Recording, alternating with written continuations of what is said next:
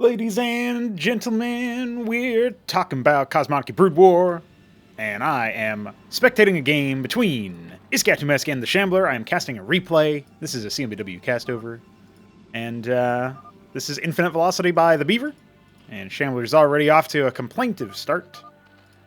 And, there's 3 8-yield mineral bases here, or minerals on this base, so I don't know what he's complaining about. That's 3. And now we will get to see some antics. I mean, it's the Nidus Canal. It's the Nidus Easient. You got it on the map. First pylon being offensively placed. You can also get a real fast scout with this, but obviously if you scout too early, it's like not really that useful to scout in the first place because you're like trying to scout based on timings and stuff, right? So that would make the most sense. But anyhow, nonetheless, we do have a Quasrock opener. Shambler perhaps smelling some sort of incoming cheese. He's also somebody who doesn't really believe in the Hydrock 1v1 start, but I think on bigger maps it can work. It will be a Warden first for Mesk. He's not, this is not unnatural territory for him. But at least having something that can take pot shots at the army, like, I kind of suspect, by the way, there's like 5 games in this series, we'll see how many we end up rolling with. When he scouts no expansion, he's probably going to see that, oh, there's like a Quasrock start, and when Shambler sees this Warden warping in, his Droleth will be able to make it through and scout the opponent's base, see that there's nothing there. And honestly, he should just be able to run in. He can either bypass the Warden entirely by going straight through the Nidus. He actually doesn't see that there's nothing over there because, again, you can't queue them through the fog, so he had to be a little bit more on the ball with that. He was actually preparing to expand. But yeah, he could just take, like, he could lead with a single Vorv, or, you know, just power on through and lose, like, a single Zethar or whatever. If he just charges in, he instantaneously does a critical economic blow. But, you know, he can also say Homo activity instead, and then he doesn't have to worry about that. He could win the game right now. Even with 4 Zethar. One of them will die, most likely, and then but the other 3 go straight through, and you just kill everything, so I'm not sure that it's, I'm not sure that he needs to prepare for this, but you know what? I wouldn't be surprised if he makes the move anyway. He might have recognized it, that he could have, you know, he wants to be sure. He doesn't know what Mesk's build order was. But yeah, honestly, building a Warden right next to the Nidus is probably an auto-loss condition, to be completely fair. Maybe he actually wants to kill it. He might want to just execute it, which he will be able to do here as well. So yeah, I mean, again, being a little bit overly cautious here. There is a Zealot, there's a Warden halfway done. If Mesk stations some workers, he is preemptively pulling them, then he might be able to buy enough time for the Warden to come on through. Unfortunately, there's not really a great focus happening over here. Obviously, killing the Vorvs turned them into Zeths, which now he's going to need to try to decollide. He's doing a pretty good job. Obviously, they can peel off the pylon. Looks like, unfortunately, the Warden is targeting down a Vorvercore instead of a Zethar, so that's always pretty bad. And yeah, that's going to be GG called, and that's the first game. So the Nidus, I think what we're going to see is that there's only one more game on Infinite Velocity. I assume it's going to be a similarly stupid Nidus play. I still think you probably want to disbar access to the Nidus with some sort of like pre-placed hallucinated unit. You know, the hallucinations obviously expire after a certain amount of time, right? If that's not working currently, we can always make it work because we're removing the hallucination from a status effect as a unit thing. So like that can be handled or whatever, and that's fine. So that could work. Like I feel like there's a possibility where you could do something like that. But the question is, you know, is there something else that can be done? I do think the Nidus is probably a little bit too Tismic in the early stages of the game. Although, at the same time, if Mesk had an actual build order, maybe that would have been okay, but it definitely morphs the game really heavily, so I'm sure Beaver's taking notes and thinking about what he might be able to do. Anyway, we'll get on to game number 2, because otherwise I'll be talking for longer than the game went on. Right back into it, folks. Mesk is in the same position, but he is Zerg, and the Shambler is Protoss, so it looks like these were all random.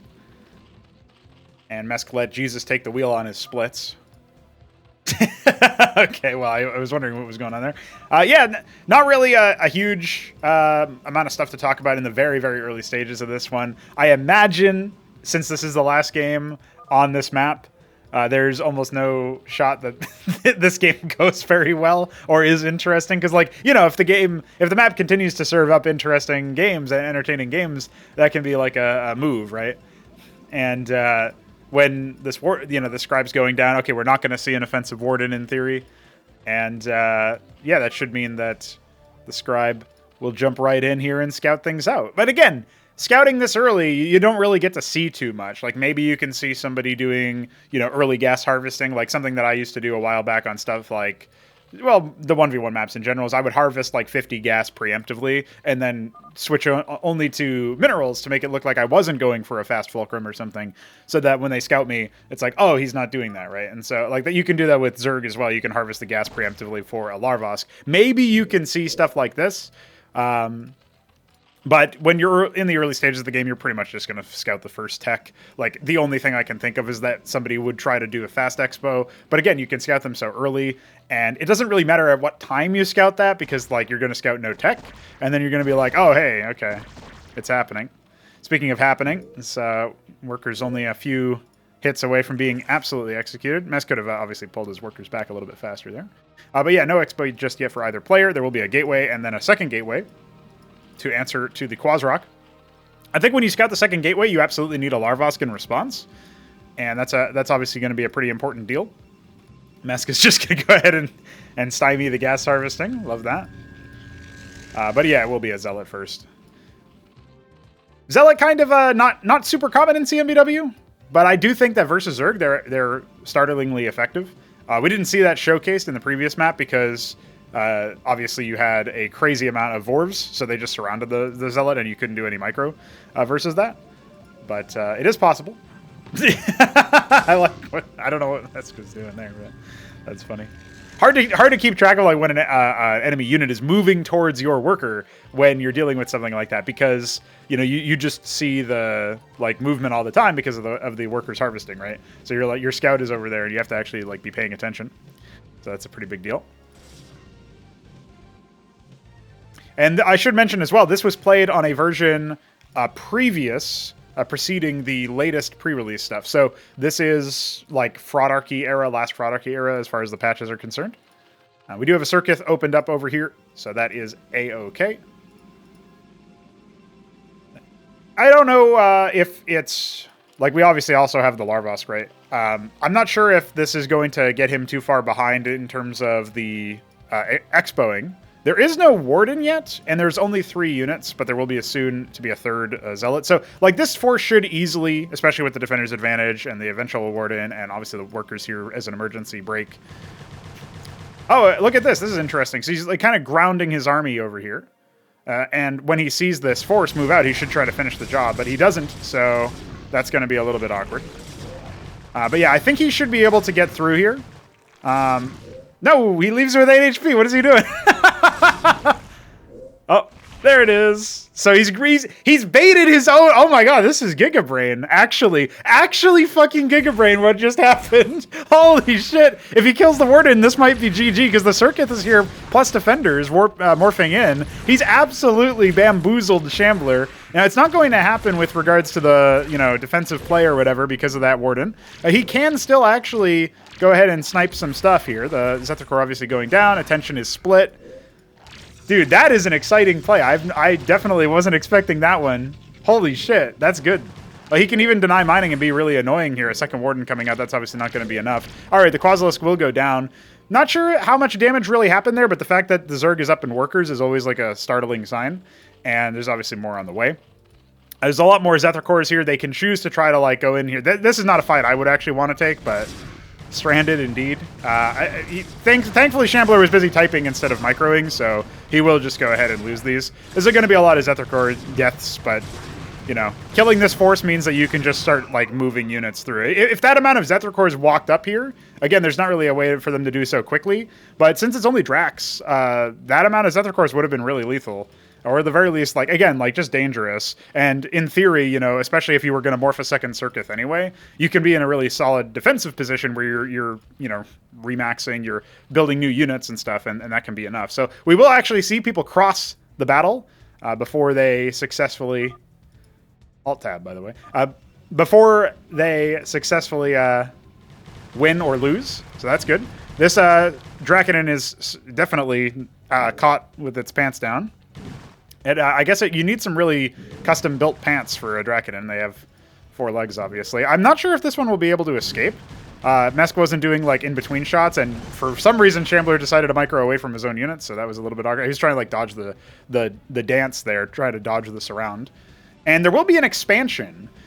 I feel like maybe that's a little bit scary. Like, if a couple of Vorvs come over here and instantaneously surround or slow a Drakadin, you can pick one of those off, and then, like, suddenly your opponent is, like, again, you know, 2-3 minutes away from having their base pay for themselves, while you're still on one base sort of, like, throwing everything you have at them. The more reinforcements are on the way. A good response time from Shambler to pull his Drakadins back into safety, and obviously we love to see that. And now Mesk can maybe, like, threaten to wrap around here and attack, come in from the bottom. But I think he wants to sync up with his other control group.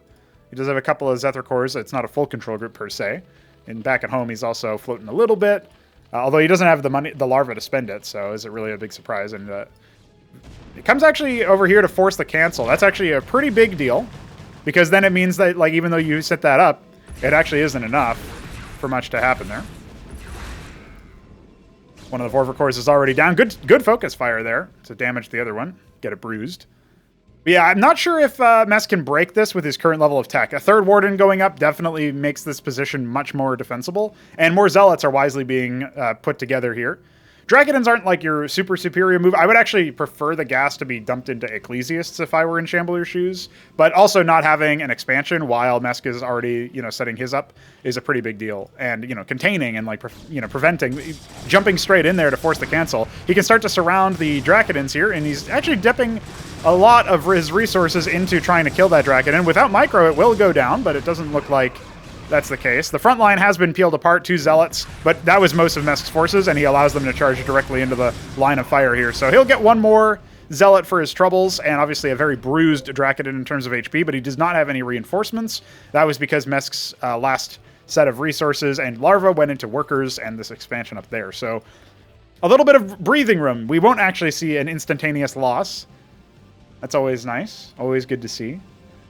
And you know what? I still think that move, that was so fucking brilliant. Like, it was tactical on a level. I'm not sure all of it was intentional. He'll clarify in the comments. But the fact that Mesk was attacking it to try to create this, like, scarcity mindset, like FOMO almost, like, oh my god, if he kills it, I won't be able to use the Nidus anymore. And then goes into the Nidus, right? With reinforcements at the Nidus. Like, we almost need to see a replay of that.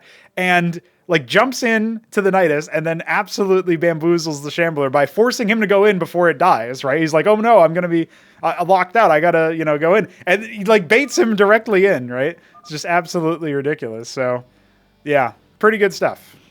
Pretty good stuff. I don't know what he was complaining about Vorvs randomly, but like while there's downtime, maybe there's like this one over here looks weird. I don't know why that's over there. Maybe there's.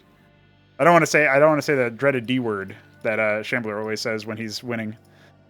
So this will be a fairly one-sided fight though. There is an Ecclesiast out on the battlefield, so Mesk is actually working for the enemy because he voice acts the Ecclesiast. If you didn't know, so big surprise there. And yeah, forcing the retreat, fairly straightforward. There are some Naths on the way. Of course, this is just going to scout whether or not there's an expansion. They can't really be super useful. Maybe you can pick off, like, this guy. Maybe you can pick off this guy. Other than those two spots, though, I don't think you can actually pick apart the enemy. Quasi's able to keep away from the Drax, so there will be some defensive maneuvers. Lots of Vorvs being mutated. And yeah, this base is pretty much online. I mean, he's double mining from the geyser. He's got nothing on the ridge, but he's banking a little bit of gas here, clearly intending to tech up before going into Hydrock or anything else. And yeah, at the same time, just in the perfect time, he's actually going to go ahead and stop this one from going down. If he escorts the Nathrakors correctly, they do take a little bit more micro than is maybe reasonable. He definitely could have picked that off with a little bit better moving shots, but I don't mind that requires a little bit of micro and precision and skill. I mostly just mind that, like, when you attack move them, they're just stupid, so we definitely want to fix that part. But you know what? We're getting there. We're getting there. More Ecclesiasts on the way. That's going to be really, really great for the Zealots, keeping them alive. Kind of interesting that Shambler hasn't moved out into some other kinds of tech. He's just gotten a third gateway instead. So a very, very simplified army. You can see here that Drakadin is totally frozen.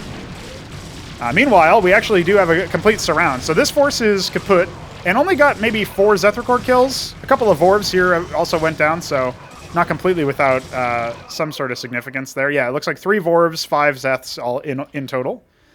So that can definitely turn into a big fight there. And I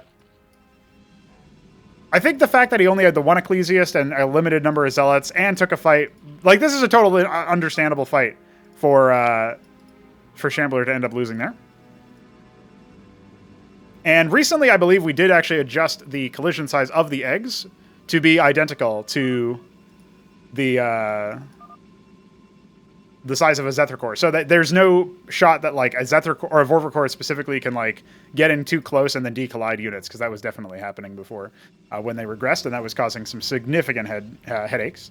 But I think with 4 Wardens and with a good position of units, I don't see how Shambler could possibly lose to this particular engagement. Even if he comes away from the Wardens, I feel like he should have an okay shot. He's being able to use the Ecclesiast to focus them down. There's no travel time on their projectile, right? So that ends up helping quite a bit. And the Vorvs themselves have really limited DPS, so really good stuff there. And you can see now that Ecclesiasts are in the mix, it's a lot harder for Mesk to be able to do too much there. I don't know if... it looks like maybe 2 Zealots went down in that fight, so really, really great cost efficiency. Remember, Vorvs are 75 on top of the 25 per Zethar core, so it's like 100 minerals worth of a unit. So. Also, as a designer, I tend to really dislike when people use the term hard counter when, you know, it's just a bit silly.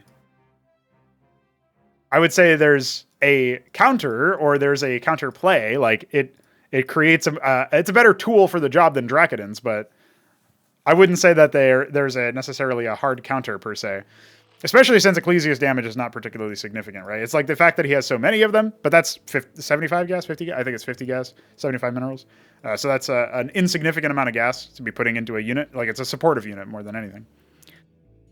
But actually, Mesk doesn't really have too much here. He has gotten his Iral Iris while we were waxing lyrical, and his Hydrock Den is nearly done. His defenses in his main are really solid, but his third, not so much, right? It doesn't even, it's only just now been set up, basically. And his forces are not necessarily in a good spot to pin this down. Obviously, he's going to want to focus the Ecclesiasts. But with the bulk of his DPS coming from melee, Ecclesiasts are obviously going to be really, really good at dealing with that. Maybe that's what Shambler was on about when he was talking about the potential for there to be a hard counter, is that the fact that you can't realistically kill the Ecclesiasts with the Vorvs, or the Zeths for that matter, since they end up getting counteracted by the shield heal. So yeah, pretty much getting in there and sniping that for free. A little bit poor pacing out of the decision tree there. I would actually have preferred a macro hatch, since he clearly needs more larvae, but he wasn't in a position to actually hold his base there. Somewhat unrelated, although I was a little bit surprised to see the Hatteros go down that fast. And one of the things I was thinking about as we see the Wigglehead Raptor take to the stage, the Lyrilisc is out, and that one even did a customary spin. You know, you have to do that. A little bit of a... That's just how things work here. This army being out of position as well could be really spooky, depending on if Mesk decides to move out or not. But yeah, one of the things I keep thinking about is like maybe certain structures in particular should have more HP. And I wouldn't be opposed to raising the vitality of town centers in particular, especially if we don't do that to the town outposts like the treasury and stuff. Like maybe the Hatteros gets a little bit. Obviously would have liked to keep most of those alive, but nice to see the at least like spotting out where the army is going to be. That's going to force a backpedal, see if they can get rage advantage up, but I think this number of Lyrilisks is going to be good enough until these reinforcements sync up. A lot of Ecclesiasts out here. Significantly less effective, you'll note, against the ranged units. They're not actually benefiting, especially since the Zealots all went down before the Ecclesiasts could realistically join the fight, right? So they weren't able to fully set that up, and now that Tier 2 is achieved, thankfully, you know, in theory, Shambler was able to take this base, but as you can see here, a couple of dead scribes later definitely means that these Calculisks, which originally were not very useful as Naths, were able to actually get set up shop behind here, you know, fly through and make sure to tickle this. So the fact that his Ecclesiasts weren't used to like deal with these or like force them back or whatever definitely puts Shambler in a pickle. Mesk certainly significantly ahead. Has the money to expand again as well, getting Tier 2 Hydrock, going for that Gorgral Swamp. Is it still a Gorgral Swamp, by the way? Because Gorg is on a different structure entirely, so that probably is the case, and I just need to rename it. It used to be Bactal Den or something like that, but, you know, we ended up changing a lot of stuff. So. In fact, I think that's probably true because the Muthrock Spire turns into the Vithrath Haunt still, and the Vithrilisk is on the Gorgor Swamp from the Skithracore, so this is like a madhouse of names. Yeah, not really that many units here. He's trying to dedicate some time, and if Mesk can be aware of this timing, especially if Shambler is ending up typing a really long message, then that's even better. So obviously at this point, like, this is where you pull the trigger if you're Mesk. A lot of his forces are back here, and yeah, there goes one of the calcs. Two of the calcs actually going down. He ends up evacuating it, but I think the APM would have been better spent just charging in and attacking this. So, you know, now that the units are able to fall back, there's like a bit of a missed timing window. Of course, looking at this, you probably wouldn't have done too much superficial damage, but the Wiggles can definitely start breaking down the pylons at the very least. I'm not sure if this pylon... I think this pylon doesn't power anything specifically. Targeting the back one would have depowered like this gateway, this warden, probably something else. But even still, you know, it holds up the Shambler, keeps him sort of like dancing between bases. And if Mesk can saturate this or use his current, his dwindling economic advantage now that this base is being set up to, you know, instantly pounce, one or the other, he can maintain his advantage. It should definitely be possible, though. I feel like he's in a pretty good spot. A commanding position on the map right now. Even able to take a 4th base and a 5th base. So that one going down is his 5th. This one was actually his 3rd after losing the more natural to take 3rd base, the south one of his main. And this one hasn't been scouted. It doesn't have great defenses, but it's still a pretty big deal. And for now, you know, we're seeing this is awkward pathing, so he's going to go ahead and destroy that. For now, what we're seeing from Shambler is just straight up nothing but gateways, as he feels perhaps, you know, forced into this particular position. This pylon actually kind of screwed up the auto attack target of the Lyrisk there, so I don't actually hate this being here. And if I'm Mesk and I take note of that, like maybe you even start like tickling it with your calculus. It doesn't really matter. It creates a little bit of extra vision. Maybe psychologically helps you feel like the whole map isn't totally disastrous. I guess he's talking about the unbuildable ones here. Actually, DF was telling me that he would maybe like those to be buildable. I'm not really for or against the idea, because I think they look pretty good decoratively, and it would be nice to be able to use them.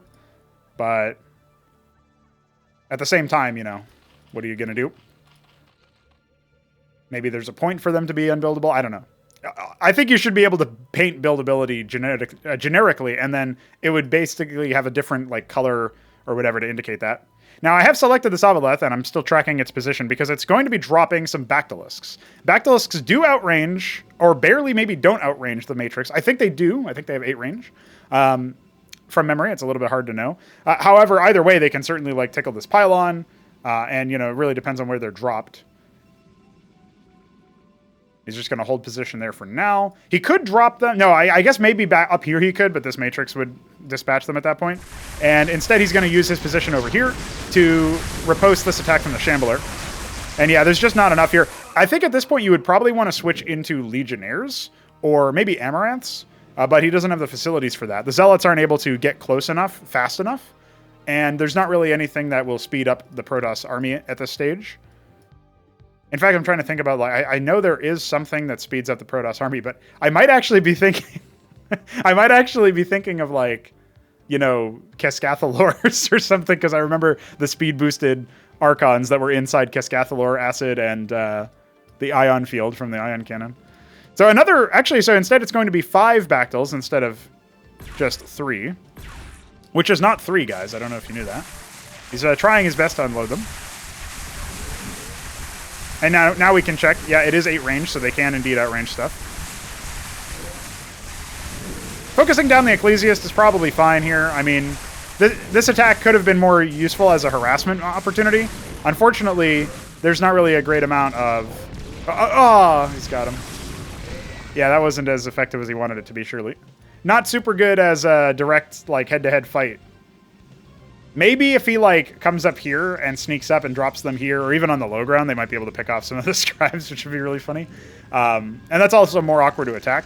The other thing he could also have done is come all the way up here. But that's, like, a really underhanded, like, I don't know how you would even math out exactly where that is. I guess you can use the calcs for that exact purpose, actually. Either way, Mesk in a commanding position, technically speaking, resource-wise, does have his Izcag out, is going to get some Kagralisks specifically, and extra hatches going down, as well as a Kafralosk, so he's going to be getting some cheaper units in that respect. Some discussion was had, actually, about how maybe it's too cheap to get the units that don't regress. I feel like with the unit regression happening, it's actually a lot easier to justify setting the prices to a certain degree, because now you can basically guarantee that, like, oh, this is going to regress, or it's not going to regress. And so, like, you're always getting the same amount of value when you buy the unit, as, like, say I'm getting a Hydralisk and turning that into a Bactylisk. I'm getting the value of the Hydralisk is given back to me when it dies, right? When the Bactylisk dies. Whereas if I'm just paying for the Bactylisk, it's no longer just, like, erroneously free stuff, right?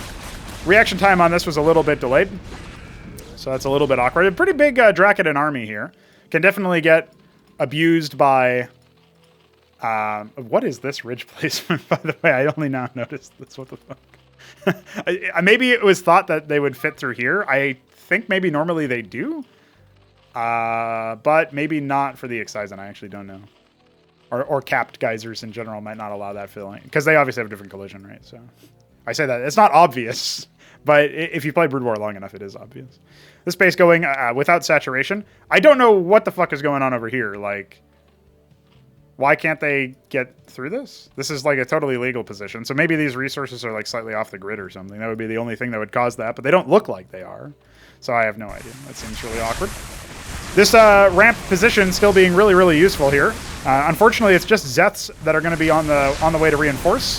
The Positron should get focused down there, and it will indeed fall. He's even going to fall back. He wasn't too confident in taking that fight. Maybe the Zeth's giving him that sixth sense that more units are on the way, or maybe he was just not interested in the cost efficiency of that fight.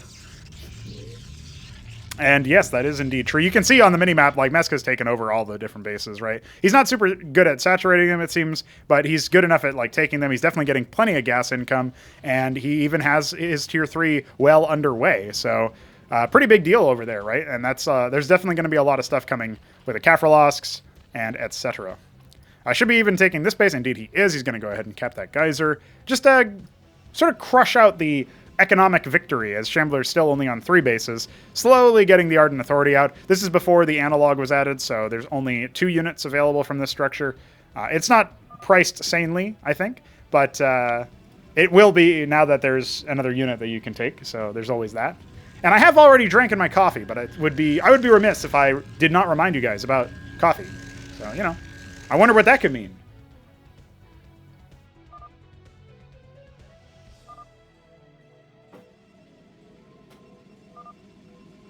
I wonder which one he's talking about. Is he talking about this one?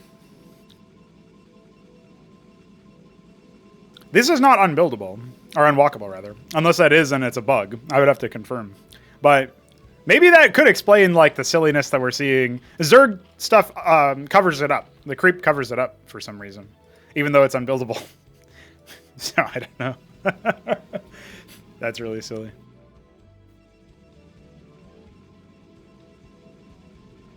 Either way, perhaps a fix will be in.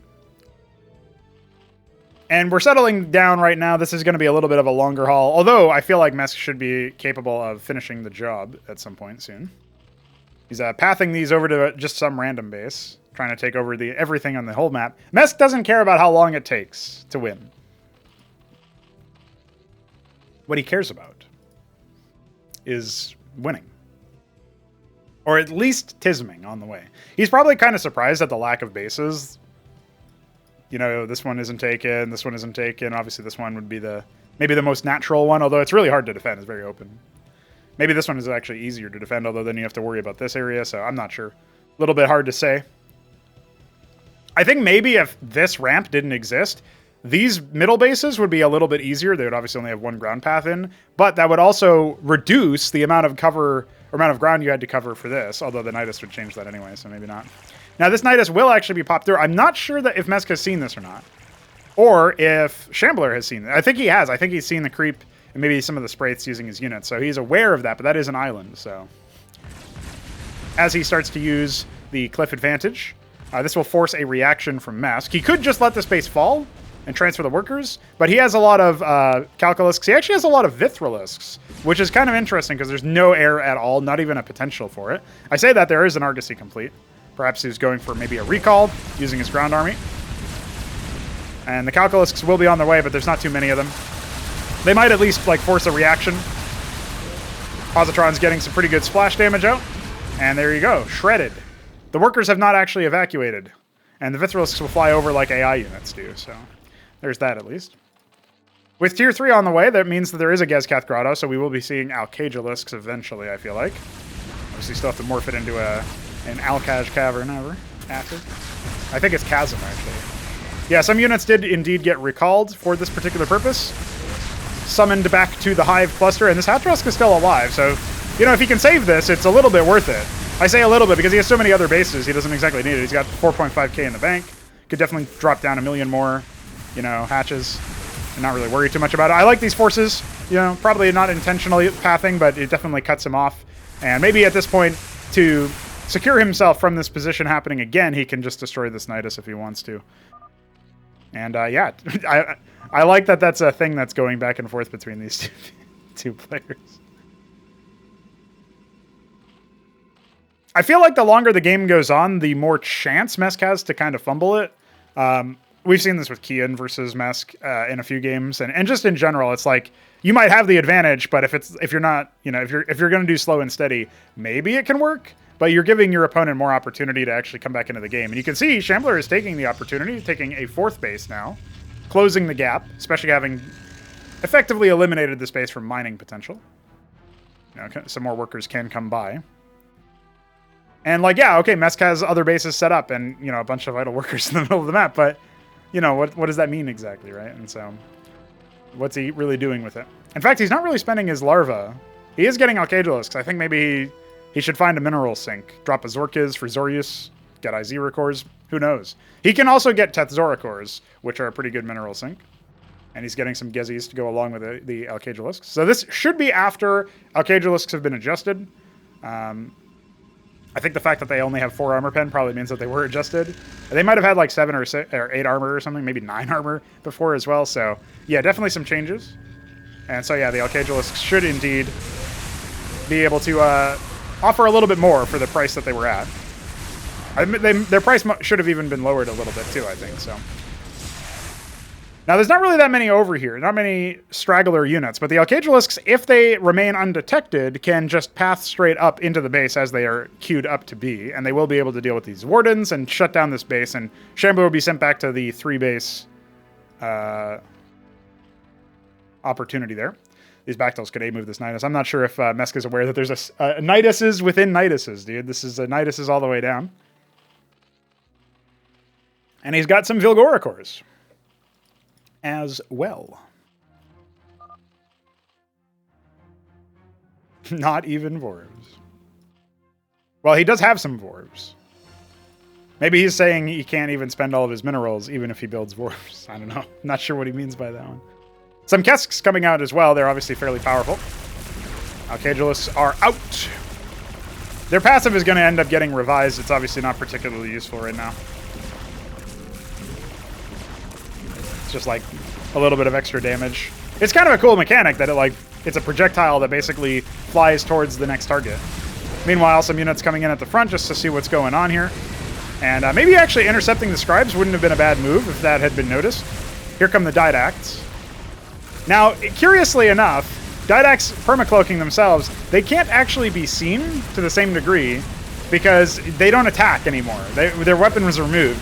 And that removes an opportunity for the Didact to actually be revealed, right? So actually saving that Alcagalisk is a pretty big deal. He doesn't even really need to split them here, although if he does, they're still powerful enough, and there's not really enough power here that I think actually there will be a possibility for that to be resolved. Meanwhile, Vilgoricors will charge on through. Apparently there was a desync around the time that the Vilgoricors started like grabbing stuff or whatever. If this game was meaningfully affected by that, like, because obviously, you know, there's not really that many units here anyway, and I don't know that Shambler can even, you know, defend against what we're seeing here.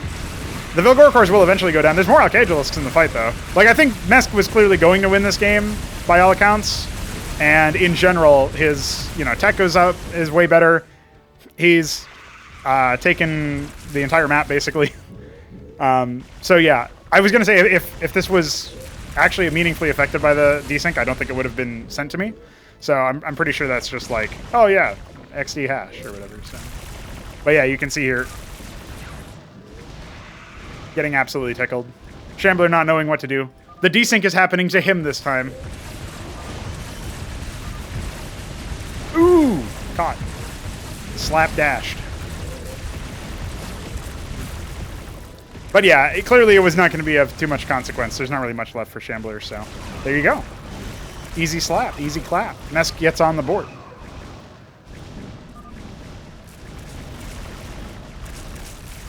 Yeah, the Gazithalor is, like, really fragile, really slow. I mean, maybe fragile is the wrong word for a 200 HP unit, but they're fairly expensive, the Positron. So.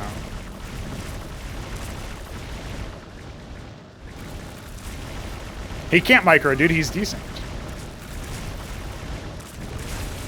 I wanted to check their range, but I think it's 7. I remember it being an odd number, and I think 7, because 5 would be too little for a unit of that caliber, so 7 is the range. Gezi, meanwhile, is 9. Same for, oh, actually 10 range for the Archaegelist. Look at that. More units on the way. Mesk definitely doing his victory lap.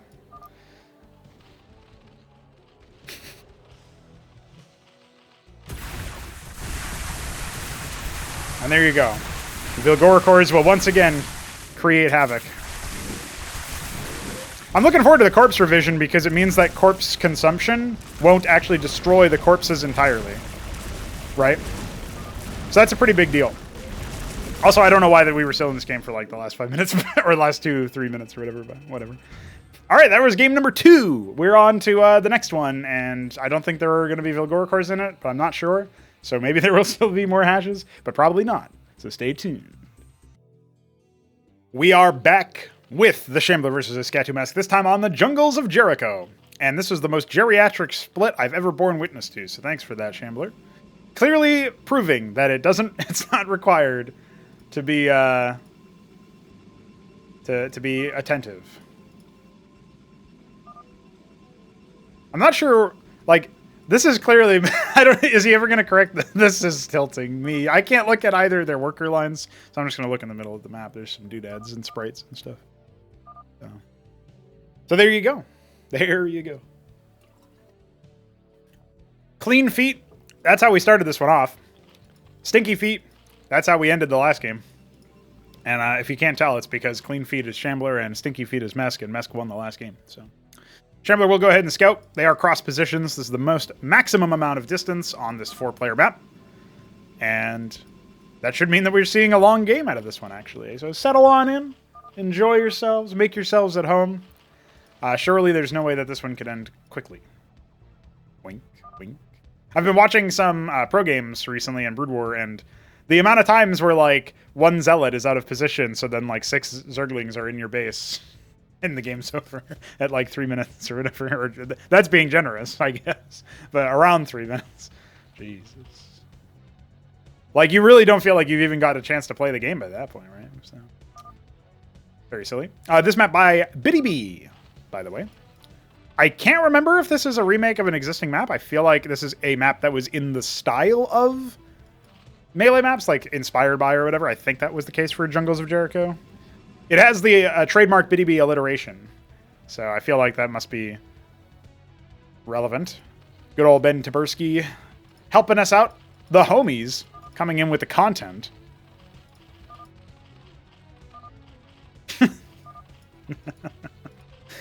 Classic banter coming out. And speaking of not thinking, there are vassals. Now, the vassals will be scouted in advance, and the rush distance is such that, especially with no scout from Mesk, there's, like, no chance that this ends up being super successful individually. This is actually a really good opportunity, like what Shambler's talking about here. This is a really good opportunity for, like, a Hydrock first or whatever, just because of the cross distance being so large. And, Yeah, pretty neat. Got some worker transfer happening. Love to see that. That's actually really important in CMBW. I would say might be more important than in stock Starcraft, but at the very least, it's like, you know, a significant move. Now, the scout gets killed off by a couple of vassals, and they will be dispatched to go find the location of the Shambler. And a wise transition into some ground units means that if there is an attempt at like a Spraith or whatever, it's not going to be too significant. Now, if you're not aware, vassals are more significantly, like individually expensive and more individually powerful, but they're no longer 2 per requisition. So actually, there are no defenses here. There is a single Kagran being morphed, and it's not in a good position for coverage. There's nothing in the main. No Quasilisks on the way. And the vassals are here. So this is actually really bad, and I feel like the Shambler is going to lose a significant amount of workers. I mean, he can borrow the wounded ones instead of actually losing them, so there is that. But as more vassals show up, you know, we're talking about 5. Okay, this one gets down pretty early, so there are 4 vassals. And that is, what, 4 dead workers already? One of them, that one didn't end up getting focused down after all. That one gets canceled. Okay. He's just falling back to his natural. This is a Tismic game. He's bringing some quasis, trying to amass a bit of an army. Not sure why he canceled that. I guess he wasn't ready for the vassal focus. But yeah, I mean, he can just start picking off the Quasrock at this point, right? Now, more are coming. That's true for both players at this point. And yeah, you're not going to beat this force with just 3 quasis. Nor are you going to beat him with it. This is really bad. He's getting synced out by this point. And yeah, after the updates to Tier 1, vassals are more individually powerful, but obviously take a lot longer to hit a critical mass of. And the degree to which they are more individually powerful is not that significant. Like, I don't even think I touched their DPS. I just made them more durable. But the quasis are less individually powerful and a lot cheaper, a lot more spammable, right? Which is, in theory, exactly what you would want as Zerg, but didn't end up happening. Well, all right, 2 quick games, 1 longer one. Let's see if we get another longer one in game number 4. It's game number 4 on Godhead, a map that I think is silly and a map that people still play. I made it, by the way. Shambler will be on the right side. Mesk will be on the top. Shambler will be Terran. Mesk will be Protoss. Shambler is complaining about something that I also sometimes complain about, so I have some sympathy.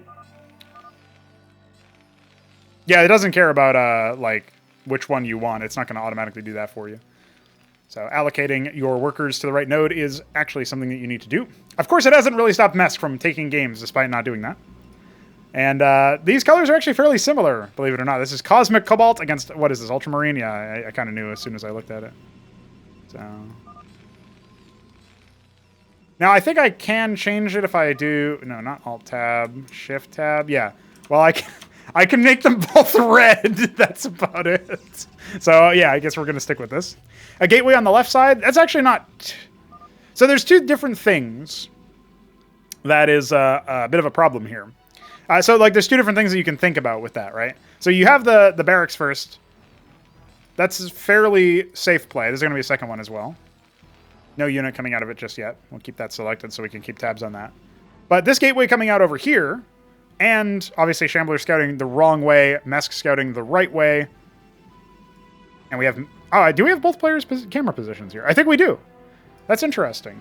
I wonder if the reason why we weren't getting that before is just because, like, some player slot thing? Because now we can see both of the camera positions. It's really hard to see Shamblers, but I can see it.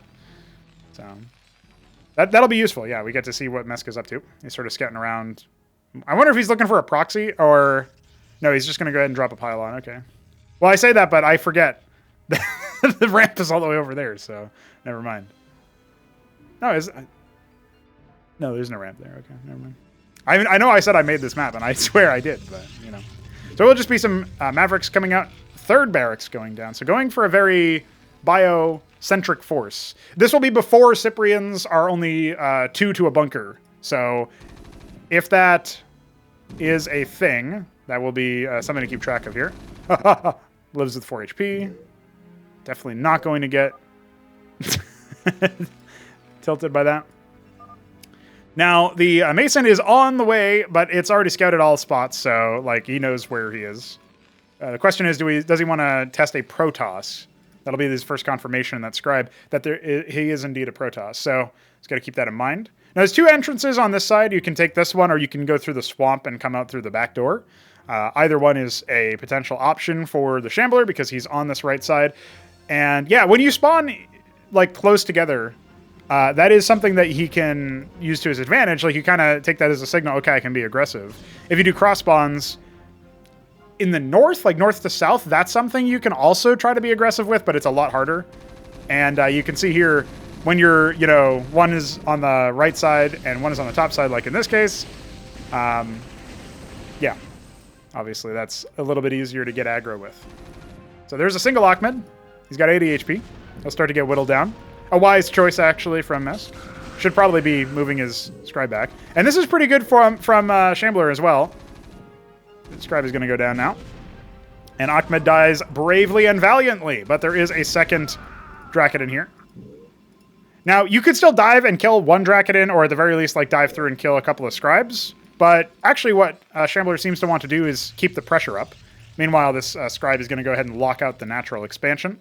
Maybe put some wardens over here to see over and start killing the reservoir. Although if he gives the game up too fast, then this will be spotted by the reservoir, so he has to be careful about that, right? Because obviously you can spot over raised jungle, like in interior cliffs or whatever. I say that, but maybe I've used the wrong height level for this one or something. I don't know what's going on. I can't tell if that's fog. It must be, right? So yeah, that's probably a bug. Now the Drakon's out here, mopping the floor with some Ahmeds, trying to dodge the line trace. He can just focus and kill that one Cyprian, but it doesn't look like it's going to happen. Almost gets a second shot off, would have killed a Maverick. Always love to see that. And yes, the Wardens have been spotted, it looks like. He has a bunker. Oh, maybe they didn't. I saw his camera position lock on there, and I thought maybe he had spotted it. Again, he could creep towards it there, or he could reinforce his back position and start like tickling him from the south. There is a bunker, but it's empty. More infantry streaming in. A fairly powerful force here. Got two Drakonins, the second one just in time. This Warden is in a good spot to tickle these units to death. And there you go. A couple of units will just be brought down. There's like, yeah, all of these units are one Drakonin shot away from death, so. This is a blast cannon. This is a paper tiger. Another Warden creeping up. This one definitely in vision. Bunker will go ahead and be lifted. The counter to proxy Warden is bunker, so if you didn't know. That Mason dying somewhat needlessly. Pretty good to get that Maverick down. Every little bit hurts, especially as you've already knocked down the door here, and these Drakonins are even staying alive, killing off these last two Cyprians. So this is actually really, really powerful here as an issue. And the Warden can also focus target the Mason if Mesk is aware. Looks like he will be, but it's a little bit too late. So that's 2 more hits that would be required. The Scribe not taking damage. That's really close, though. And another bunker over here to ward off the Drakonins. I think they might still be able to come in and pick off this Mason at least, which would be something. But I'm not sure if that's what he wants to do here. Obviously, I think he lost vision. I'm not sure why they stopped attacking, to be honest. What the fuck? No, how? I don't know. Maybe it's that bug tile. I feel like that can't be true, but maybe. Yeah, it is. It is the bug tile. Yeah. Yeah, that's me making a mistake for which one I used. Listen, Shambler shares my pain because he started placing tiles manually recently, so. It's alright. It's not a... In this case, it wasn't too consequential, but it was funny. So both pylons going down. They didn't kill the Scribe. Now, the bunker will land here. If Mesk isn't on the ball with answering to that, the Scribe will be dead. And it looks like it will indeed be toast. So no worries there. He's getting a second gateway, adding some more stuff over on that side. Finally taking his expansion. No command center just yet for the Shambler, and no money for it either. Actually has to be a little bit watchful of this and start repairing the bunker, so he should be totally safe here. Now, normally in this situation... Oh, there's 3 Cyprians here. So, yeah, normally you would only have 2 Cyprians in the bunker in the current version, so that obviously made them significantly more powerful than they really needed to be, and meant so that you could like concentrate their power into a smaller space, plus the... other stuff. So Shambler's already referencing what is happening, and so in this particular case, that definitely that bunker would have just fallen almost certainly. I mean, maybe the Masons come in and repair it, then they would have died. Like, it's a little bit of a trade. He would have been able to, like, micro against it and stuff, so... I agree with Shambler's estimation there. He's throwing a treasury down. And this is what I was talking about earlier. Like, if we give a plus 250 HP vitality buff to the town centers, but leave the treasury at 1,000, leave the crucible where it is, you know, that could be something that we could think about. Obviously, Zerg will, in theory, eventually have the agrolith. We'll need to implement rooting first. And also find a graphic for it. Preferably make one, but... We haven't yet cracked the code for Zerg textures. When Solstice gets around to doing that, then we can talk. I already have a couple of graphics lined up, animated, etc. Questionable quality, I'm sure, but we'll get there. We'll get there. This is great. Yeah, this is one of the reasons why I ended up thinking this map is stupid, because of stuff like this. I'll just move it to the experimental category if it's not there already. Absolutely tickled. Yeah, assuming a defensive posture, so this is definitely going to beget some artillery. You can see the sequestered icon is already out. If Mesk maintains a good Strider army, he can definitely use that to his advantage and use either the Acantors or the Architects to deal with the bunkers. Acantors would be all right if you cycle them back and forth a few times, because obviously they don't have the same range as the Architect, which will outrange the bunker entirely. But Mesk is actually doing a pretty good job of constantly probing, looking to see if, like, is there a bunker shuffle? Is there any units coming out? Is there, like, a big army being formed? And even though this looks really powerful as a defensive option for TheShambler, and so much so that we decided we would actually nerf the Cyprian thing, that still isn't enough to give him a decided advantage in the map, right? So... Like, he's on even basis with Mesk. Mesk has better saturation on the minerals, nothing on the gas yet. And the sequestered icon is done. See if he goes for an embassy for an envoy or what. Looks like he's going to go ahead and cap that and then start harvesting the ridge as well. And that will be a-okay. Only one queued up there. I'm not. This guy's clearly meant to take this gas-only base. He actually doesn't have a lot of Dracodins. So I'm not 100% sure how he's going to back up his attack, right? That's like the big concern. A fourth barracks going down. There's actually 3 med bays here. It's a pretty big, like, something that people probably don't know about Pro Brood War is when you drop the, like, when you think about factories with machine shop add-ons, you really only have like 2 or max 3 in the average game, because obviously tanks are expensive, right? So you have to keep that in mind, right? Now, there will be a move out here, which does leave this vulnerable, but obviously the reaction time isn't immediate there for, I guess, either player, obviously, honestly, because, like the Cyprian dying there is probably an unnecessary death when you had such an overwhelming force. This will be the call-up, so we'll see. The Architect.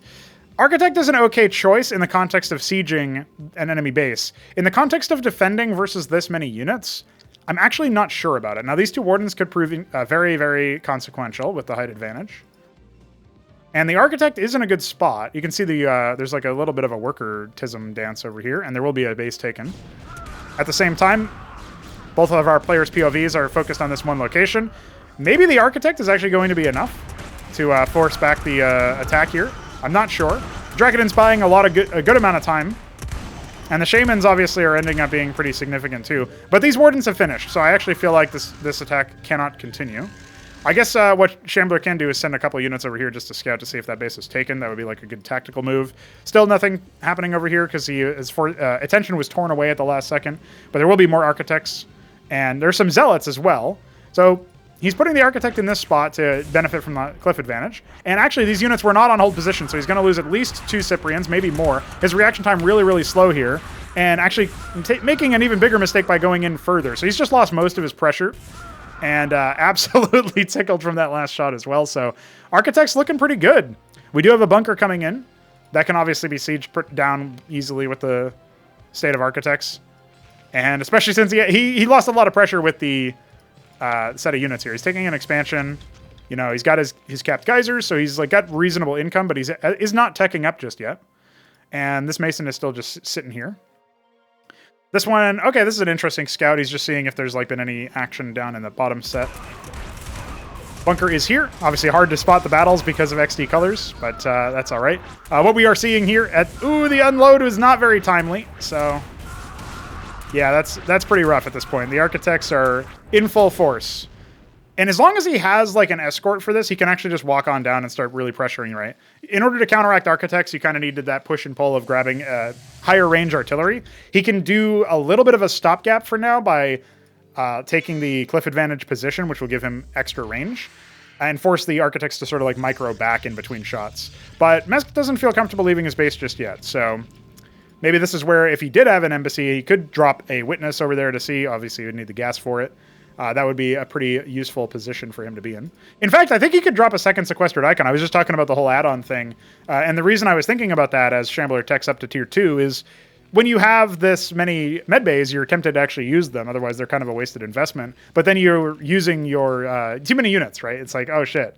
Now I have like too few opportunities to actually defend myself, or because I've built too many specialists in this case. So just food for thought. Now, I'm not sure what happened to that command center.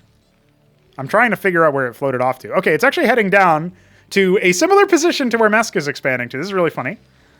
So that's an interesting choice. He doesn't want to take this base, even though like architects can't pressure this, right? They're ground units for real now. They don't have the whole hover flag you can see here, respecting terrain. Yeah, Mesk's just going to take a lot of bases, see what he can do with all of the economy. Isn't taking this one yet, but you know that's a little bit more understandable given his position on the map. This one is easier to defend from the north as this player, right? Zealot's getting tickled by some Cyprians.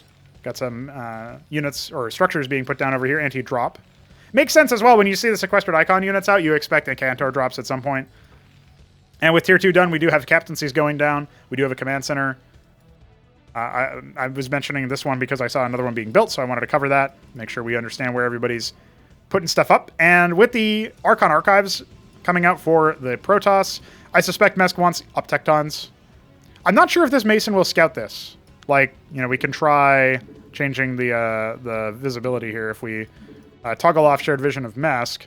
He will scout once they start harvesting, so that's something to keep in mind, right? Ideally, that would just be something I can click up here, obviously, like in Starcraft Remastered, believe it or not. It does have some added features for replay handling. Not having to go through some dialogues and pause the game and break the flow.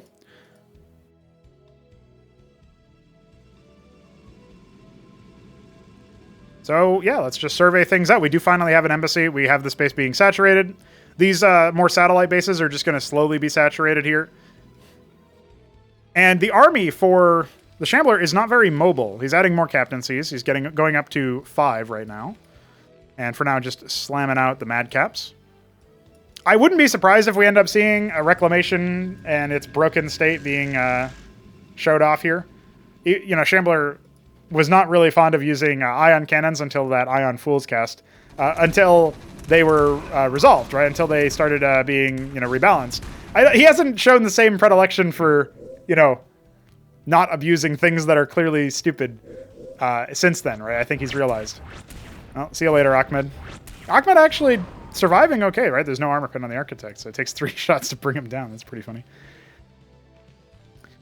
Now, again, if there was a witness here for spotting, would definitely be a pretty good move.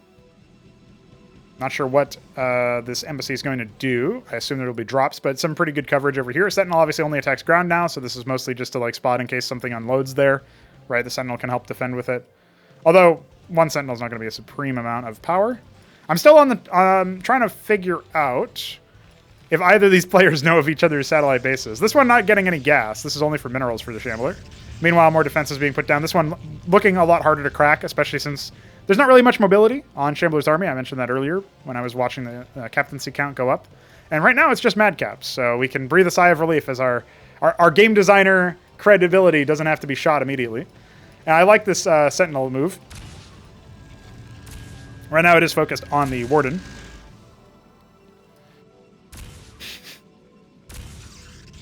And this is all because, like, somehow Mesk didn't see this Mason cooped up in the corner. I mean, why would you expect it necessarily, right?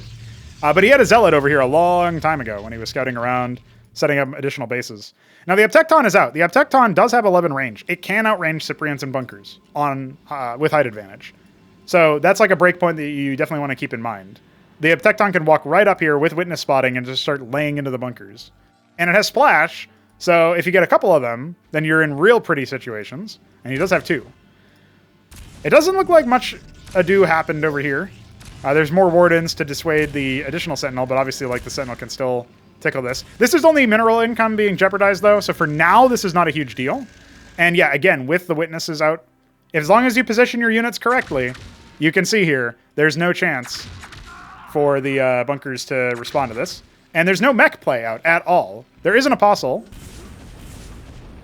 And I like the architect move out as well because it means that the lifted ones are not going to be sufficient here. Now he's moving out with them. There is an apostle in training, so we have to be cognizant of that. If one of these Uptectons falls, that could be a big problem.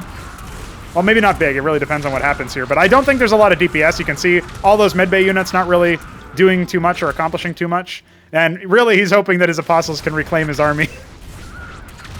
Uptectons no longer deal friendly fire, so there was no point in doing that. But he didn't know that, so... Absolutely owned. I try to make friendly fire a thing that is only on Terran, as like a Terran characteristic. There is one case that I'm immediately aware of, that I can immediately recall, where that is a little bit of a cheat, and that doesn't happen. And that is the presence of the Convolesque will deal friendly fire, so that it applies the Parasite passive, the Fertile Spines passive, onto all units, right? He casted it on all of his units, and he only recovered a couple of madcaps for it. He's trying to focus down this one up Tecton. It should actually go down here. Unfortunately, it did not. So, yeah, I think this might actually be 2 runaway. He doesn't have any mech play. I was looking for fulcrums earlier. Like, when you scout the architects, you really do need that.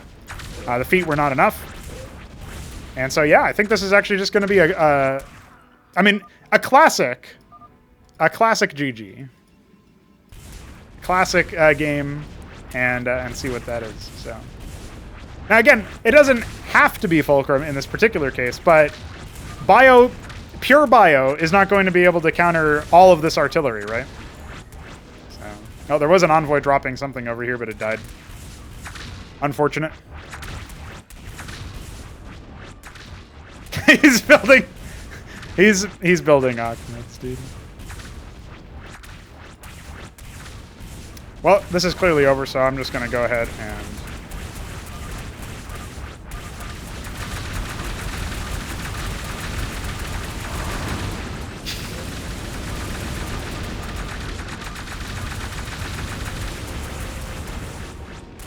Oh, we fixed the Anthelium bug, by the way. I found what that was. That was really stupid. I see there was an attempt at silliness over here with the Atlas evacuated. Tism Wars. All right, I'm glad I fast-forwarded through that, and that is the end of game number 4. And Mesk is now 3-1. So can the Shambler redeem himself for a 3-2 scoreline, or will Mesk run away with this yet again? Let's find out. I think I got one more in me before I have to hop off into the bathroom, so let's just do this all in one go. I would say sitting, but I'm standing. It's the Shambler versus IskatuMesk. Shambler as the Terran in the top. What is this color? Beige or something? Beaver! Oh my god! And this map was made by Beaver. It's Boscovine. And this is Saffron Mesk. So we do have a continuation of the balance discussion from the previous game. I skimmed a decent amount of that, but it's not really super... I'm not super concerned about trying to respond to all of those in real time.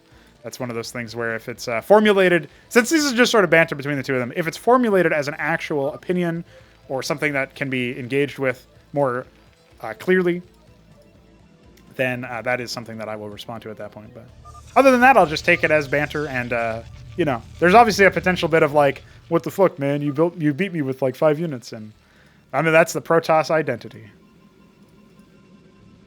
I'm sure Mesk is very happy that the Anthelians are fixed. He did say he would be back to tickling people with proxy Anthelians, which I don't think he's ever done, but they did drop in price somewhat considerably, so I'm just saying, in a team game at least, your first structure could potentially be that. I did tell him in a 3v3 we played during Fraudarchy that he should think about doing a like his first structure should be a Sanctum of Sorrow, his first like production structure. So that's kind of funny because that's just absolutely ridiculous. And he just used Mind Tyrants to Maelstrom Vassals or something. I can't remember what it was. It was stupid. Anyway, we do have a double barracks opener. Only one Maverick so far. This will be fully scouted. See the only single Mason harvesting gas. This is useful intel for Mesk. We are back to only seeing Shambler's portrait. So, absolutely owned. His viewport. And he's going to scout that there's literally nothing over here, but he bypassed the gateway. And so, that's kind of interesting. Scribe finally gets hunted down in the jungle. And we do have Ahmed. Ahmed being on the way, I think Shambler really wants to make this timing push work, but Boscovine is a map that doesn't have a crazy rush distance in terms of size. It's also not super quick or super long. It's like somewhere in the middle. So I think if you want to make this timing work, you kind of have to go right now. So we'll see if that's what the Shambler wants to do. He's queuing up some more units, including a Cyprian and a Maverick. So yeah, if he goes right now, or like in the last 30 seconds or whatever, I mean, maybe he can still make it work with these next two units, but I feel like, the power scales exponentially when you have more Dracodons, especially since you have more range and you have more, like, they're not immobile compared to, Cyprians or whatever. But I think we're going to see a more steady play coming out from the Shambler with this bunker. A little bit on the defensive, maybe soured after his last couple of losses. And again, I think all these players have been tearing this whole game, so it's a series of randomness. And they said I removed RNG from the game. Double gate, double drac. Fast embassy. So this could mean a couple of different things, but what I really think it means is that the Shambler likes bunkers, likes feet. Mesk likes feet. He also likes bypassing feet. So that's what he's going to do. And honestly, with this few units, he can just walk right through this. I'm not sure if he's going to be intimidated by it or not. However, he has very few units back at home. So we could very quickly get into a silly position where I think it's clear that the Shambler would be advantaged. I mean, even if these Dragons walk right past this bunker and, force them to unload and then force the bunker to move around or whatever, like that's a pretty big deal. But the longer this goes on, again, even though there's like 7 units over here, the Cyprian lagging behind, the 7 units over here are still not going to be enough to deal with like 3 Dracodons. So like that's another thing you have to be somewhat worrisome of. But as more Cyprians get stuck into this bunker, we're not going to see too much over here. Second Dracodon a little bit far away from finishing, and this one has not been set up either. And actually, the Hurricanes being async from the army means that with a decent amount of micro here, we're actually in a really good spot. Oh, if the Cyprian gets picked off, that's huge. And I think it will. It's one shot away from going down. It will indeed go down. No defenses over here, so he's got to pull this Dracodon over. He has A-moved it over in this direction. And the Hurricanes they've tanked a lot of Dracodon shots, but one of them is super low. And so some really, really good damage on that. Scouting the Envoy as well is a pretty big deal. So he's trying to do some more economic damage. We'll kill a single extra Scribe. And now, at this point, I'm not sure where okay, no, both of the Dracodons were here. So he can just go ahead and drop these Dracodons in here, and this can still be a very lethal, dangerous opening game. The Treasury going down, it doesn't really take a lot of minerals, but I think it's 200 right now. So, like, that's not a huge impact on his economy. But the bigger issue is that he doesn't have too many defenses, right? And if he has to lift this bunker, he lets in the ones at the front. So that's a pretty big deal. More Cyprians coming out. If they're not in the bunker, the Dracodons can defeat them. And so just dropping like right here would be perfect for Mesk. He's going to drop over there instead, and then obviously fall back with his Envoy. Unfortunately, this Watchdog is going to be the auto-target for the Drax, so that's a little bit awkward for the first part. But at the very least, he can, try to start evacuating. And this bunker does indeed fall back, which means these 2 Dracodons can move through, because there's only going to be a handful of units in that one. I'm not sure if he'll recognize that. And he didn't focus down this Watchdog either, trying to kill some units, obviously. So where is his Envoy? Where did it go? Did it die? Oh, it went all the way back home. So they're stuck behind here. He might have been able to position himself in that spot. So yeah, that was a little bit of a fumble, and so one of the Dracodons died over there. But either way, behind this, he is taking another base. So he'll be even in economy, assuming this treasury takes a little bit to set up. And then I guess we just settle in for another long game. Although Boscovine is a map with a huge main to drop in, so we could see more tactics like, Kian-esque tactics, like, ferrying a bunch of Dracodons in, especially if, you put like a couple of Wardens over here, stop a bio push from happening. But I'm not sure. I mean, I feel like this is a map where you can get away with a lot of drop harassment. I also feel like this is a map where it's not too difficult to defend. So really depends on like what you're doing. This Capped Geyser tells me that Mesk wants to go for a more gas-intensive build. He's saturating his stuff. Does have full saturation on both of the gases. I almost said geysers. Yeah, saturating guys. Well, this treasury's getting tickled, so there's no workers there yet. Meanwhile, this nexus is up. So both of our players being perfectly in sync with each other. There is no quarry, however. So the production queue will be better for Mesk to saturate because he's got that embassy. He still has the envoy lurking around somewhere in between his natural and his main. And yeah, the quarry going down now. So eventually we'll have even saturation between the players, and even worker production rates. Right now the Protoss is very slightly ahead. And even has this capped, so he's got really great gas income straight out the gate. There is a fairly large transfer of workers. That's going to spike the minerals a lot better, a lot faster, so that could give the Shambler a little bit of an edge. And not too many units. The Draconids are spaced out pretty nicely to catch any armies leaving in certain areas. Maybe potentially catch a drop leaving the base as well, if there's going to be like a Starpad response to the embassies. But so far, that's not happened. Actually, we do have a transfer over here from Mesk as well, so good learning there. That's the first time I've seen him do that, not necessarily the first time he has done that. So yeah, all right, now we're definitely in sort of even-keeled game in terms of income, except obviously like Mesk is in a spot with better pacing, better timing in that sense, so a better map presence, I guess you could say. Not sure what his tech will be. Hasn't trained a lot of units from these gateways. But really, this has been a low unit game. Like, not really that many units gone in general. I really like the attack from the Shambler. I think it did answer back the natural disadvantage that you tend to have as going bio versus gate. And it did so in a way that I don't think you would have been able to do the same level of power with a Vulture or like 2 Vultures or something. I'm not sure what you could get out at the time of his 7-unit attack, but I don't think it would have been as successful. I mean, obviously you can say like, oh, he could have put 1 spider mine there, but like in theory, with Dracodins there, you can just snipe it along with the workers. So, maybe that would have been different, but either way, there's going to be some more feet. The Shambler tries to be the master of the feet, but Mesk, he's already blooded. Cut his teeth on the feet. Not sure what happened to one of his Dracodins. Did he recall it or did it die? Oh, I see the corpse over here. I wonder what killed it. I guess the bunkers went out ahead and then tickled it or something. That's weird. 3rd barracks being added. No med bays just yet. Banking some gas needs 200 more to get the Atlas. And there will be a fleet beacon. Mesk going up to a 3rd base at the same time. So trying to maintain his economic advantage. This is mostly minerals though. So this is like, you take this base, maybe you add like 6 gates, you can pump zealots and use them alongside the stewards and the Solarians. If he goes Empyrean, that's also fine. 750 minerals and 500 gas, I think, for a fleet beacon. So that was a fairly big investment and does take a little bit of time to pay off. But as long as he keeps like a little bit of a presence over here to deny, this base using this position. I mean, it doesn't get cliff advantage here because LOL Starcraft only has 3 height levels. But, there's this, etc., etc. What time is it anyway? It's time for me to tell you about our sponsor, coffee. No, not the case. Actually, I have a little bit more time before I have to bail, so this is great. I can even do some work on this very project after I'm done with this castover. Isn't that epic? We do have an Atlas, tier 2 on the way, in the cards. No 4th base just yet for Mesk. Slowly saturating this position. Not really too interested in the gas just yet. And a Solarian will be in the cards for him. This Draconid getting cleaned up at the cost of a single Ahmed. This one will be microed a little bit better. Bruised Ahmed, but not beaten.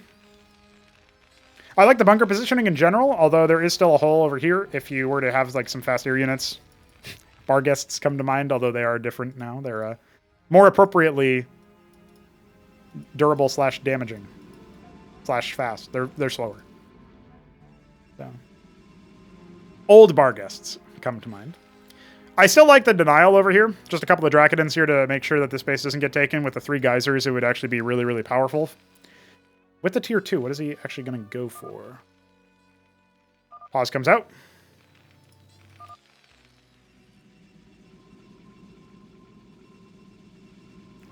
Another Solarian in the queue. I'm not sure in CMBW what the critical move-out time is of the Solarians. Like in classic StarCraft, when you have, there's like certain things that you can do in classic StarCraft that give you like, okay, you need like 3 carriers to defeat, you know, 6 Goliaths or 9 Goliaths or whatever, you know. And there's like a break point of like what point the Goliaths actually end up doing a lot of damage. Wants to keep these Dragons alive for as long as possible for obvious reasons. Make sure that if there's going to be another base taken, it has to be the low gas base. A couple Zealots moving their way over here as well, just to add more presence and pressure. And it looks like this Solarian will actually attack first. So a solo Solarian is still powerful against Terran Bio. You probably want Madrigals, or I would even say Goliaths would be all right if you can like get them in a good position. Both those Zealots die very quickly. And they expose the presence of bunkers as well. The feet have landed, so not a bad situation. Mason going down to this base. Actually, just going to end up scouting.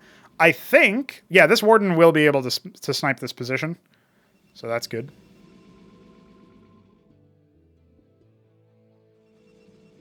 Second Solarian is out and about.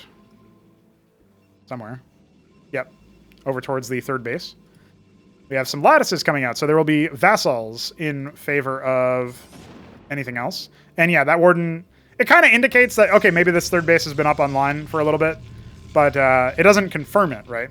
So there will be a move out of some of the bio as they attack towards the triple gas base, which Mesk is taking himself. Command Center lands over in that position, so top left slowly being assembled. Another Command Center coming down, so a 4th base on the cards there. Now, Shambler will confirm sighting on this base, but he will not be able to pressure it and do any eco damage. He might not even kill a single unit here, which is pretty likely, actually, because Protoss units are fairly durable.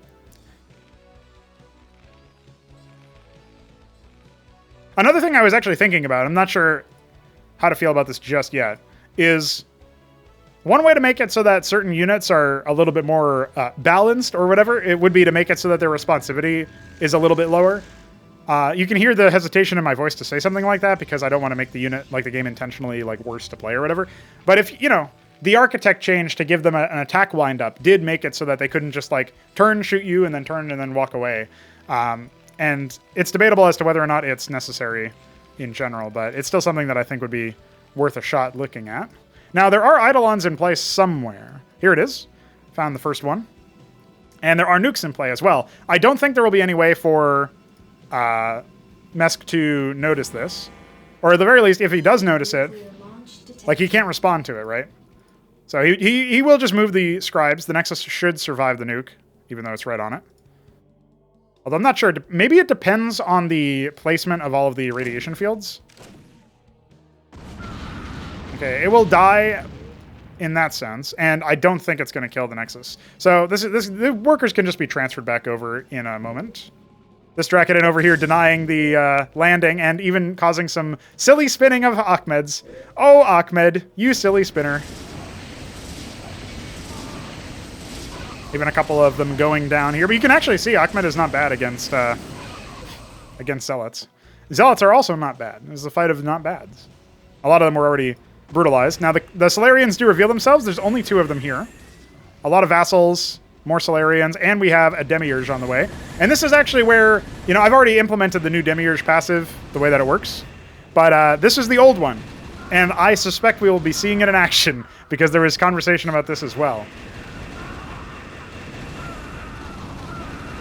Yeah, I'm not sure you're going to crack the code here with just a couple of these. Vassals even come in to add some more help. The feet are trying to set themselves up, and the Atlas is being focused down. There is no Daedala anywhere, as far as I can tell. So this is actually a pretty big setback if it does go down. There's a lot of damage hitting the stewards, though, and slowing down the rate of destruction. Another one will arrive and start tickling the bunker. They are going to try to chase down the Atlas. I think it's safe. Hard to say.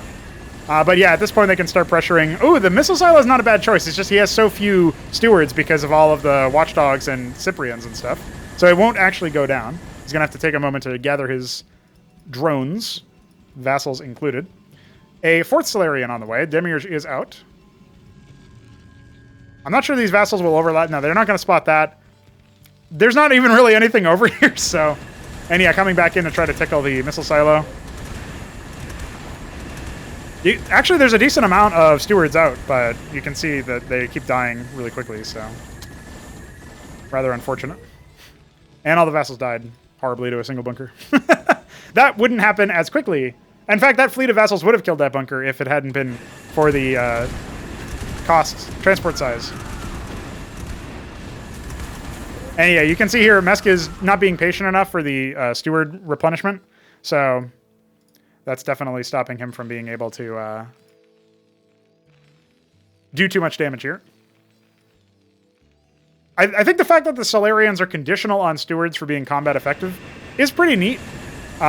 Maybe there's like an argument that they should train them slightly faster. I don't know.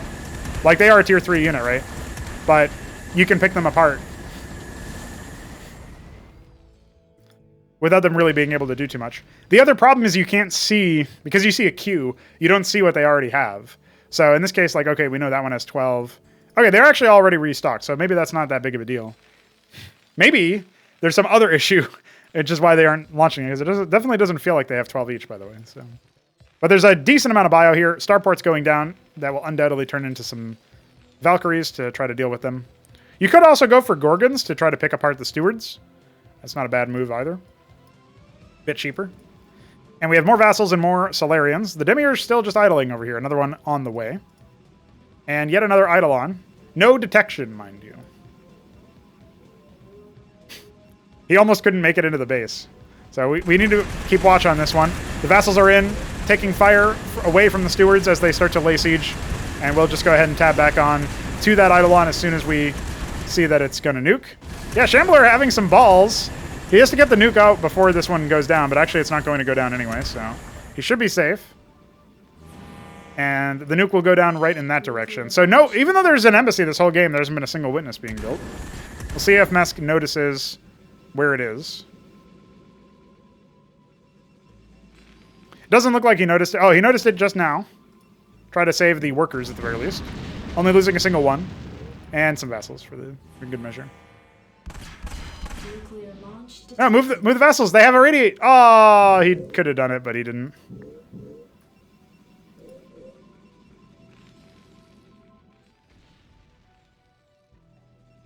That was something burning down. Oh no, that was just another explosion.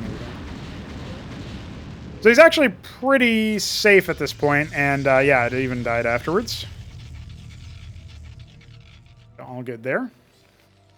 We do have 5 Solarians at this point. I feel like it's only a matter of time before we see, you know, this base going down. However, in the meantime, you know, there's an opportunity for a lot of more stuff to be made. More Valkyries out. Demiurge and some Zealots on the way. There should be a second one somewhere. Pulling the trigger on the Solarian attack yet again. Attacking the extremities, not a bad move. Obviously distracts.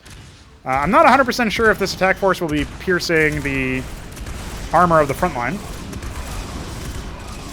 But I think as long as the Sentinels end up getting covered over, and obviously the bunker interaction is pretty deadly with the default version. So he's microing the Solarians back.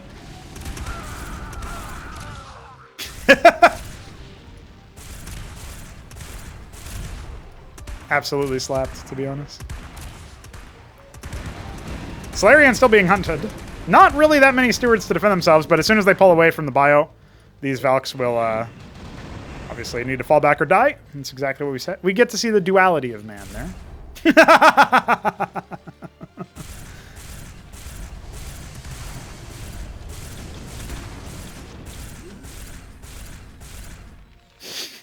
Abuse. He didn't even evacuate the Masons. He has a chance.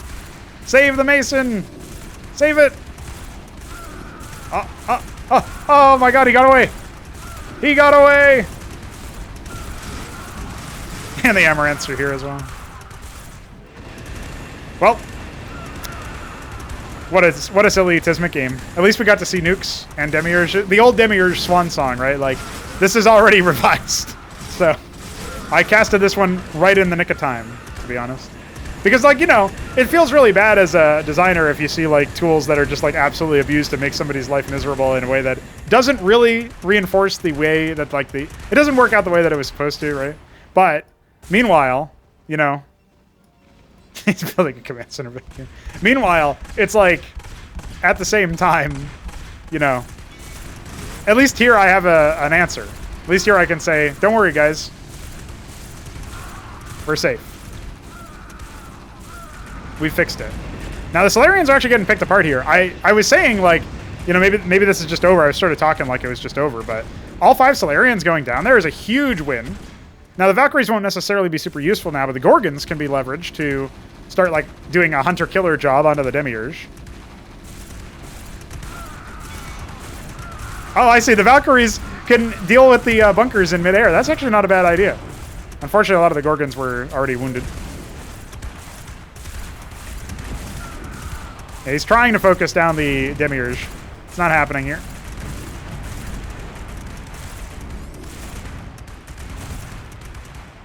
Ugh. Getting tickled. Oh, he was permanently stuck. Yeah, he can actually just focus down the Demiurge now, I think. No, you need that. You'll get it back.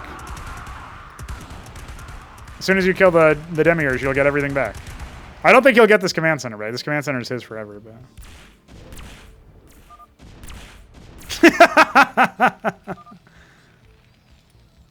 Yeah, so if you guys don't know, the rework basically, it starts a 10-second cooldown, and each subsequent attack decreases that timer by 1. And then if there's no master, which would be an Empress, a Mind Tyrant, or a Demiurge in an area, that works for all of the mind control capacity. Like, it needs to be in the area, right? So that's obviously a pretty big deal. And so, yeah, the command center is his. He gets back all of this stuff. Meanwhile, I don't know what happened. Oh, he evacuated the bunkers to try to deal with that. That's funny. Definitely on the back foot, but still in the game, surprisingly. There are more Solarians being built, though. I don't know if he has the wherewithal to continue building. He built a lot of structures, like Panic built them or something, but he doesn't have the income to sustain all the production, right? So that is a bit of a rough part. Could focus this down, but it doesn't look like it's going to happen. Huge mistake if this stays up, but it looks like it will.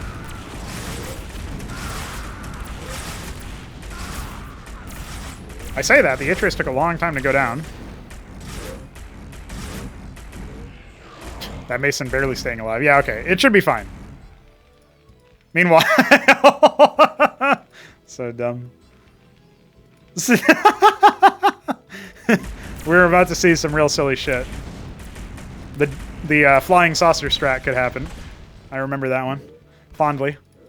Let's see, some Valkyries and Gorgons coming out. Absolutely tickled to death. Man. Absolutely tickled to death. I do look forward to seeing, like, is he going to build ion cannons versus him? You know, is that where we're going to go? Are we going to go to such depraved lengths with your 5,000 minerals? Can instantly drop an Atlas. Yeah, the one thing that could happen is Mesk could get somewhat complacent here. Obviously, Shambler's going to spot this base and say, what the fuck? You can't do that. But the Solarians are here. There's a Demiurge as well. So, this might be going not the way that the Shambler wanted. Just might be. I don't know what gives me that impression. I feel like it's quite possible. I think he dealt adequate damage with the nukes. And there's the Fulcrum, not an Atlas. I thought that would have been an Atlas, but you know what? Mesk has his own ideas. Air fleet coming in. Demiurge for support. A classic move. The other thing that was really stupid about the old implementation was this implementation that we're seeing right now. The other thing that was really dumb about that is the 50% breakpoint is super arbitrary and completely different depending on what your unit count is, right? Like, you know, does your unit have 200 HP? Okay, then it's at 100. Does your unit have 150? Then it's at 75. Like, it's completely different, right? Now it's like a consistent, can you survive all 10 shots? If so, you're good. And so that's like the obvious move. But instead, like, it's just a lot cleaner now, right? My design sensibilities have clearly improved.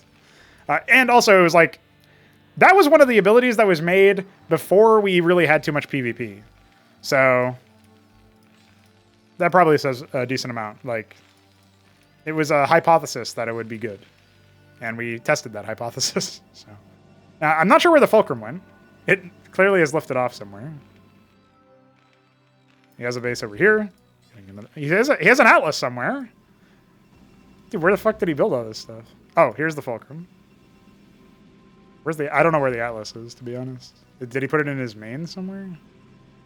I'm really trying to find the Atlas. I'd like to know where it is. Starpad? Okay. Using Trojans instead of Envoys to move your demiurge around. That's peak thematic, to be honest.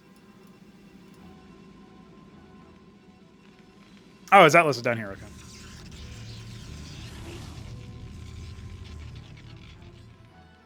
Oh, he's gonna build Wardens. I want to see ion cannons from the Protoss player. That's what I want to see. Can we send ourselves off with the absolute bang to end all bangs? Shambler finally retaking his natural. And instantaneously 3 pylons. Classic. Dangerously close here to Shambler scouting this. Doesn't look like it'll happen. 2 HP Gorgon.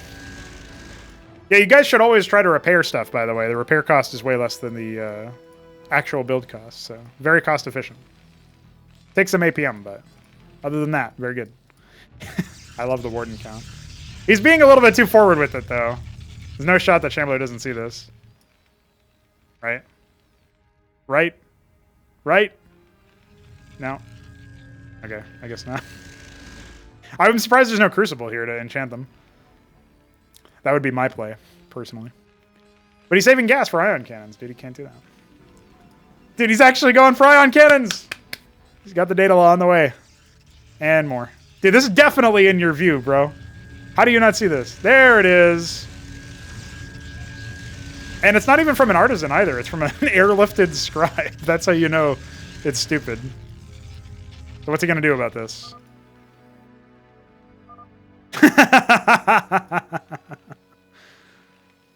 I think he's winning regardless, but it's a pretty funny move.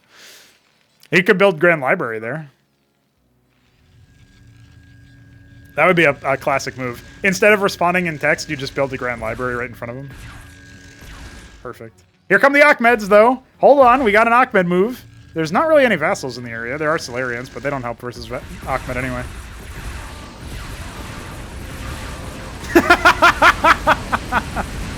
Achmed is here. Fuck yeah. It's Achmed. Oh, he tried.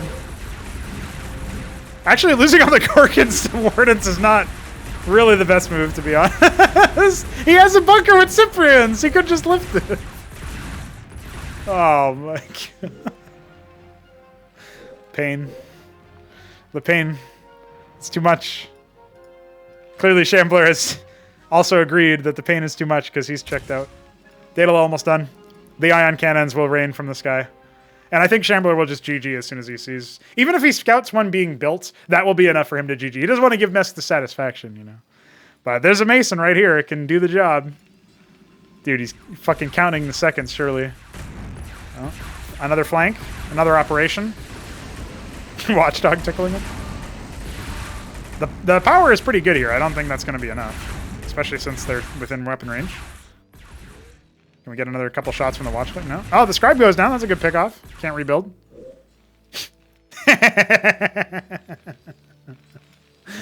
Oh, fuck.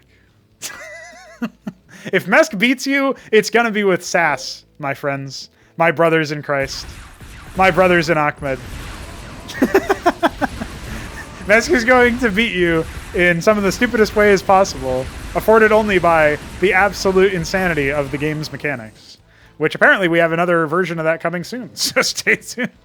Because there's a 2v2 that I have to cast that is equally stupid, apparently.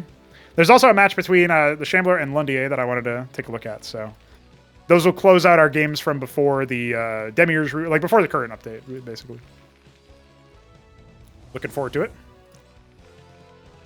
Looking forward to these. We had to wait so long, but they're finally going to finish. I'm not sure if there's anything in vision for them to shoot, but we'll find out pretty soon. Yeah, there it is. Absolutely sassed. That bunker, not for the long for this world. Oh!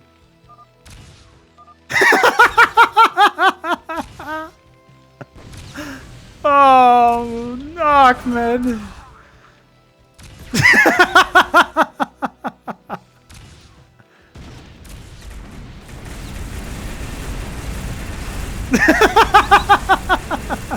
There's 4 demiurges down here. Good luck, to be honest. He's even pathing them over to their new masters.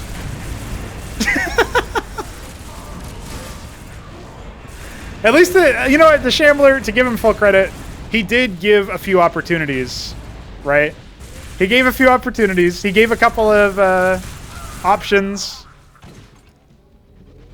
You know, he allowed Mesk to get a bunch of ion cannon shots off. So that's good, you know? That's good manners. What's happening? Oh, this was taken. I was wondering what was going on.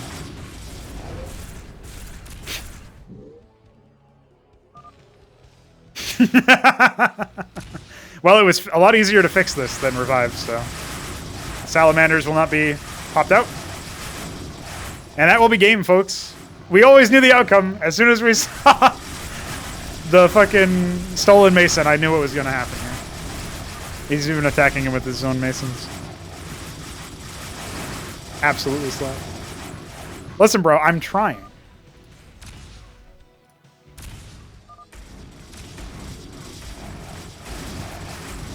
It's a Veek thing. I can't do it. I'll let you know when Veek comes back from his sabbatical of working on only Antikythera, because that's where the future of the RTS is. Absolutely slapped.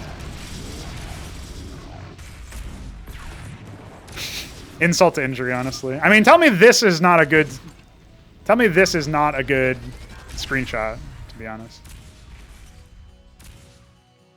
I'm just waiting for the message to go away. Okay, it went away for a fraction of a second. I don't know, I could probably shop that out. Hey, he took the fucking Atlas and the Fountainhead. He's... I like it.